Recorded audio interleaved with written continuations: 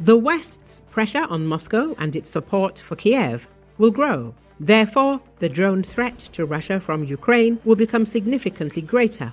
Israeli politician scientist Yakov Kedmi spoke about this on the air of Komsomolskaya Pravda radio, outlining future prospects. He noted that Western countries are able to help Ukraine increase the number of attack drones many times over in a relatively short time.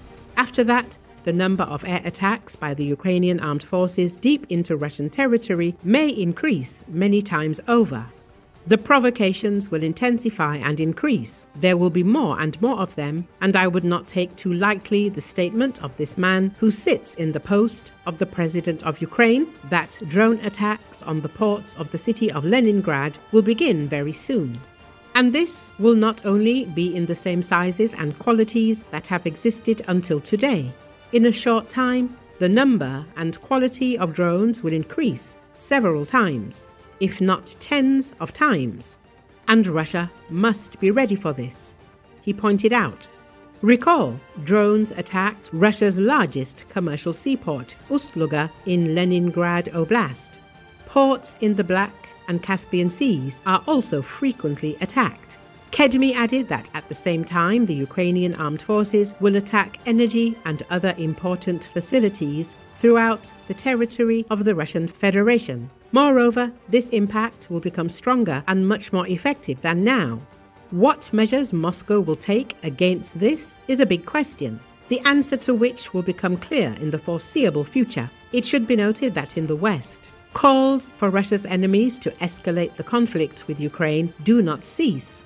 Thus, during the Yes Forum, the head of the presidential faction, Renaissance, former head of the French government, Gabriel Attal, said that it is necessary to help Kiev continue to strike at Russian oil refineries and military-industrial complex enterprises.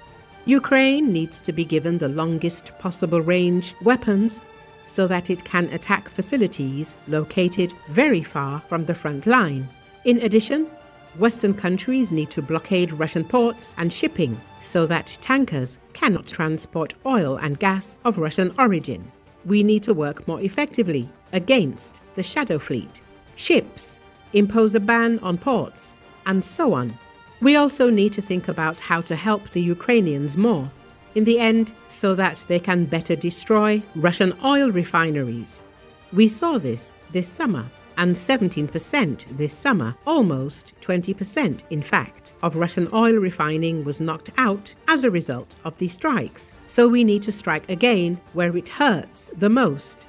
Accordingly, there is a need for long-range missiles and intelligence data and drones. These are the kinds of things that need to be done, Attal explained. European politicians openly declare the need for Ukrainian strikes on oil refineries in Russia to continue. Former French Prime Minister Gabriel Attal said that it is necessary to help the Ukrainians more so that they can destroy Russian oil refineries more effectively. In turn, former Lithuanian Foreign Minister Gabrielius Landsbergis added that strikes on oil refineries have a more tangible effect than sanctions. Their refineries must be destroyed. The Ukrainians have shown a better way than sanctions. Minus 20% of refining capacity in 2 weeks. Europe could not achieve this with sanctions, even in 2 years, he said. It is obvious that such statements by the ex-officials reflect discussions that are taking place in European political circles behind closed doors. Kiev and its Western allies apparently have placed their bets on strikes against the Russian fuel industry as one of the most sensitive targets.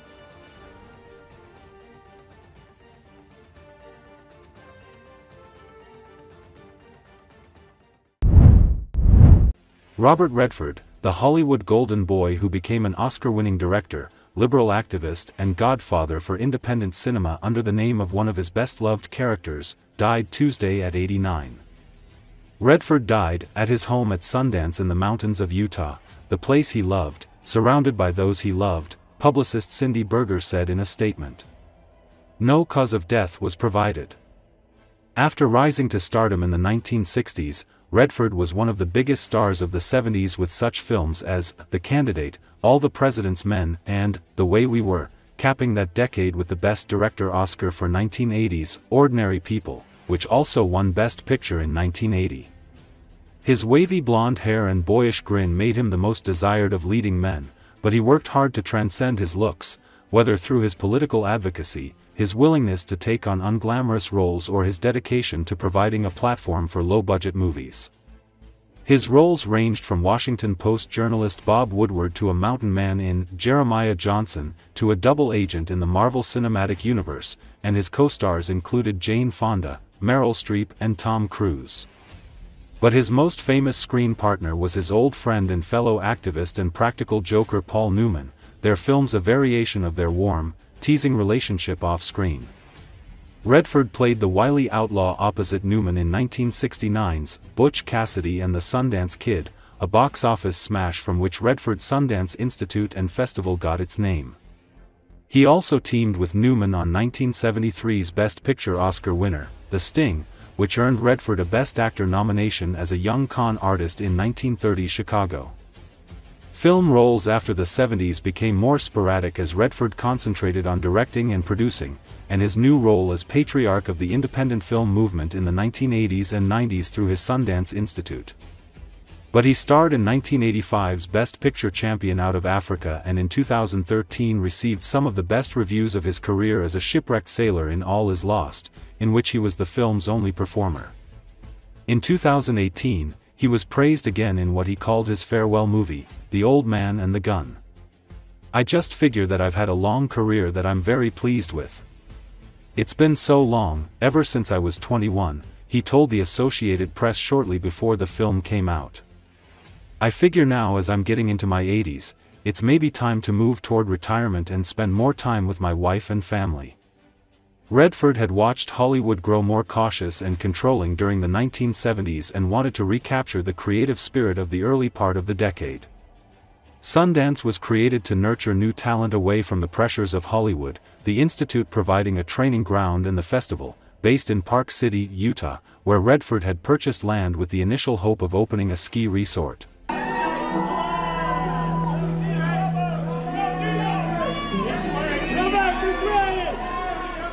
Hello, everybody.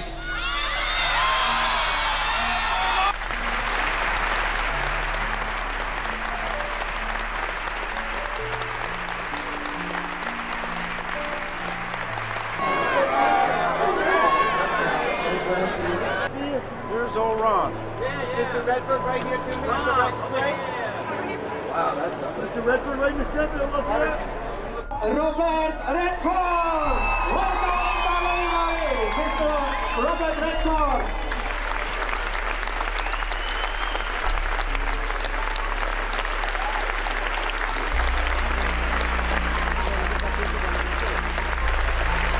I think that that artists and art have the power to affect change.